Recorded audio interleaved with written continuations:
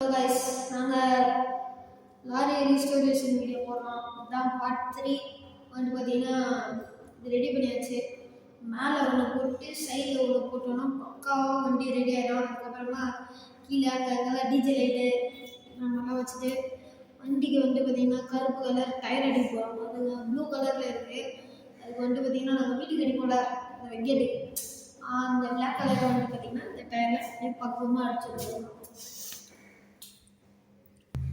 Guys அவ்வளோதான் guys, இதுதான் எங்கள் பிளானு.